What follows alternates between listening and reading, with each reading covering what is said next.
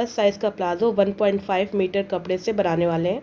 के लिए हमने लंबाई में अपने कपड़े को 4 फोल्ड कर लिया है। खुला साइड मेरी तरफ है, ये देखिए 4 फोल्डेड है, ये खुला साइड हमने अपनी तरफ और फोल्डेड अपोजिट में रखा है।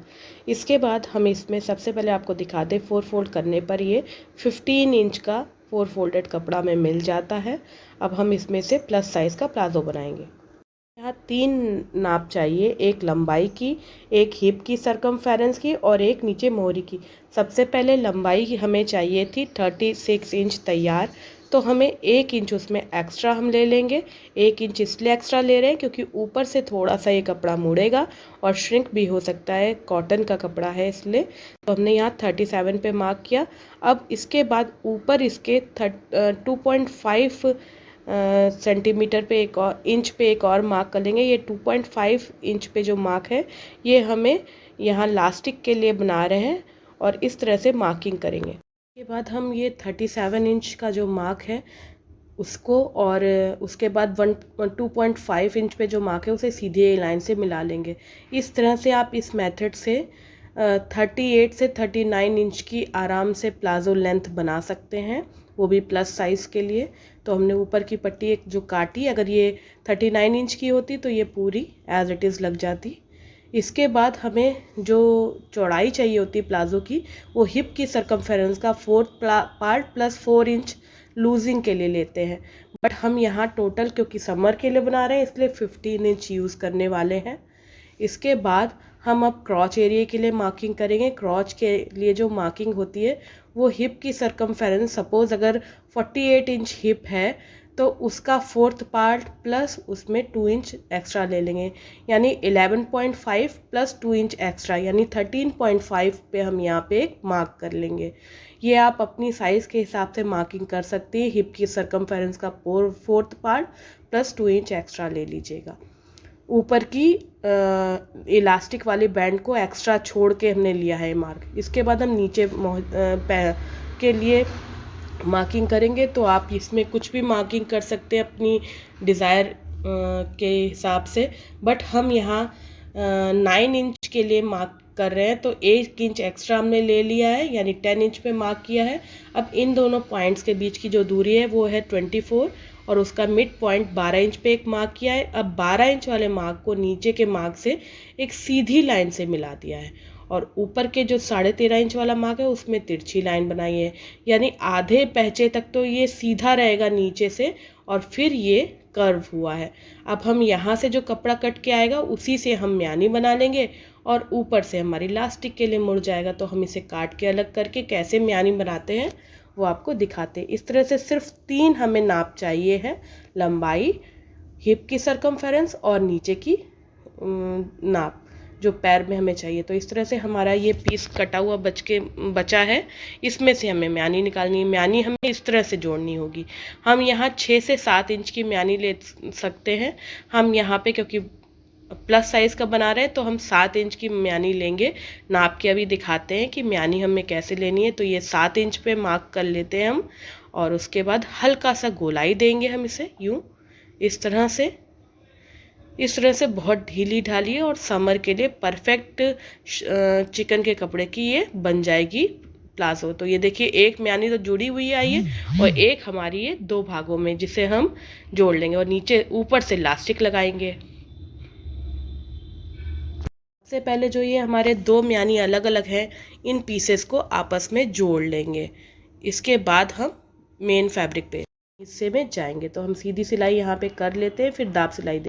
म्यानी सिलने के बाद हम यहाँ जो 13.5 इंच का मार्क था उस पर म्यानी को इस तरह से रखेंगे, सीधी तरफ अंदर है और उल्टी तरफ बाहर की तरफ, और इस तरह से हमें रख के म्यानी देखिए हमने ऊपर की तरफ रखी है और इसे इस तरह से रख के 13.5 इंच का जो मेन पैजामे पे निशान था उस निशान से ऊपर तक ये जहाँ तक जा रही है वहाँ तक इसे ऐसे सिल लेंगे।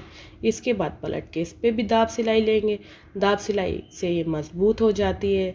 तो दाब सिलाई हमने इसको म्यानी की तरफ को कर रहे हैं। तो इस तरह से ये एक पहचे से जुड़ गई है हमारी म्यानी। अब क्या करेंगे, जो पैजामे का दूसरा पार्ट है उसको इसके ऊपर उल्टा इस तरह से रखेंगे और उसके बाद फिर ये दूसरी तरफ से म्यानी से ये दूसरा पैचा भी जोड़ लेंगे। ये दूसरा पैचा है तो हमने इसको म्यानी को अब फिर से ऊपर की तरफ ही रखा है, जिससे कि सिलते में हमें आसानी होगी। अब ये देखिए, ये ध्यान से सिलाई करनी है कि कतई म्यानी छूट ना जाए।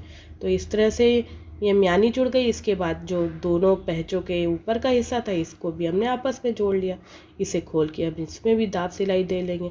इस तरह से दोनों पहचे हमारे आपस में साथ साथ हो गए हैं एक तरफ से म्यानी जोड़ने पे। तो देखिए, हमें इस पर भी दाब सिलाई दे देंगे। चिकन का कपड़ा है, इसलिए ये गर्मियों में आराम भी देगा। और इस तरह से ये म्यानी जुड़ गई हमारी। इस तरह से देखिए, ये म्यानी हमारे दोनों पहचों के बीच में ये सेट हो गई है। अब एक पहचे पर हमारी जो दूसरी म्यानी है उसे इस तरह से जोड़ना है, तो उसे भी हम सीधे पहचे पर उल्टी म्यानी रखेंगे और यहाँ पर किसी भी एक पहचे पे जोड़ देंगे ऐसे। इस तरह से हमें ये म्यानी अपने एक पहचे पे जोड़ लेनी है। तो ये देखिए, हमने ये सीधी सिलाई कर ली। इसके बाद पलट के इस पर दाब सिलाई भी दे लेंगे। ये हो गई, यानी एक पहचे पे दूसरी म्यानी भी जुड़ गई। अब हम क्या करेंगे, दूसरा पहचा इसके ऊपर रखेंगे इस तरह से यूँ, और ऊपर से लेकर जो क्रॉच का एरिया है वहाँ तक म्यानी को सिलना है। तो ये क्रॉच के एरिया से म्यानी हमेशा हम जब देखिए दोबारा सिलते हैं तो अपनी तरफ ऊपर की तरफ रख के सिलते हैं, जिससे कि ये छूटती नहीं है सिलने में। तो इस तरह से ये देखिए, म्यानी की दूसरी तरफ दूसरे पहचे को सिल दे रहे हैं हम। ये ऊपर तक अब सिलना है, ये सिर्फ म्यानी तक नहीं, ऊपर तक सिलाई हो जाएगी। यानी अब दोनों पहचे दोनों तरफ से आपस में जुड़ गए। अब इस पे दाब सिलाई दे लेंगे। उसके बाद हम लास्टिक लेने आए। लास्टिक हमारी जो भी कमर की नाप हो उससे 10 से 12 इंच हम ये छोटी लेते हैं, और उसके बाद दोनों एंड्स को आपस में रख के जोड़ देंगे। लास्टिक को जोड़ लेने के बाद इसे किस तरह से अपने मेन फैब्रिक में जोड़ना है वो देखिए। लास्टिक को हमने इस तरह से पजामे पर रखा उल्टी साइड में, और फिर ये जो 2.5 इंच का एक्स्ट्रा कपड़ा हमने लिया था उसको इस तरह से लास्टिक के ऊपर से करते हुए और नीचे की तरफ हमने लगभग आधा इंच अंदर की तरफ मोड़ के इस तरह से, हमारी ये लास्टिक लगभग 1 इंच की है, इस तरह से हमें रखना है। और याद रखना है कि लास्टिक पे सिलाई नहीं करनी है। लास्टिक से थोड़ा सा कपड़ा हमने बाहर की तरफ मोड़ा हुआ है और उस पे सिलते हुए जाना है, यानी लास्टिक हमारी अंदर चली जाएगी बट लास्टिक पे सुई नहीं छुएगी। क्योंकि लास्टिक तो छोटी है और कपड़ा ज़्यादा है, तो हम इस तरह से खींच के लास्टिक को आगे पीछे कर सकते हैं, जिससे कि हमारी लास्टिक पूरे में अंदर की तरफ चली जाए और हम आराम से ये कपड़ा इस तरह से उसके ऊपर से फोल्ड कर दें। तो ये देखिए, इसी तरह से हम लास्टिक को खींच कर बड़ा आप आगे की तरफ लाते हैं और इस तरह से फोल्ड कर, एकदम एंड होने वाला है तो लास्टिक को हमने इस तरह से आगे पीछे से खींच के बराबर कर दिया है, और कपड़े को इसी तरह से फोल्ड करके एंड तक हम सिल देंगे, जिससे पूरी लास्टिक अंदर चली जाएगी और लास्टिक पे सिलाई कहीं नहीं होगी। इसके बाद इसमें 2 सिलाई हम और करेंगे।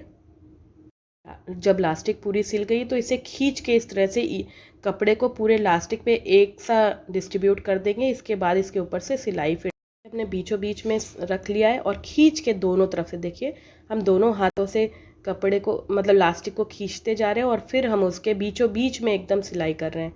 इस तरह से हम पूरी गोलाई में 3 सिलाई और करेंगे, जिससे कि लास्टिक एकदम बाजार जैसे लुक में आ जाएगी। दोनों हाथ यूज़ करने हैं, खींचते हुए पूरी सिलाई गोलाई में करनी। इस तरह से लास्टिक पूरी बढ़िया से सिल के आ गई है। अब हम नीचे से पहचे सिलेंगे। तो देखिए, पहचे को इस तरह उल्टी की तरफ फोल्ड करके और हम यहाँ पे एक पहचे से स्टार्ट करेंगे सिलाई, उसमें ये लॉक करेंगे, यूँ लॉक किया, और एक पहचे से सिलाई करते हुए म्यानी से होते हुए दूसरे पहचे पर हम अपनी इस सिलाई को एंड कर देंगे। हम म्यानी के ऊपर डबल सिलाई करेंगे, जिससे कि मजबूती बनी रहे। तो इस तरह से देखिए, हम ये म्यानी आ गई, म्यानी पे दूसरी म्यानी बैठाई और एक पहचे से शुरू किया है हमने ये सिलाई, और ये एंड तक दूसरे पहचे तक जाएगी। तो इस सिलाई के बाद ये प्लाज़ो पूरा हो जाएगा। अगर आपको इससे रिलेटेड कोई क्वेश्चन पूछना है तो फेसबुक के मेरे पेज पे जाके हमसे पूछ सकते हैं। और स्पीड अगर ज़्यादा लग रही हो तो वीडियो के राइट साइड में 3 डॉट्स एक लाइन में है, उस पर क्लिक करके स्पीड सेलेक्ट कर सकते हैं। एंड तक ये सिल लेना है। वैसे 1.5 मीटर कपड़े में प्लस साइज़ प्लाजो रेडी है। अगर आपको ट्यूटोरियल अच्छा लगा तो इस वीडियो को लाइक शेयर कीजिएगा, और चैनल पे नए हैं तो सब्सक्राइब बटन दबा के बेल आइकन ज़रूर दबाइएगा। Thank you.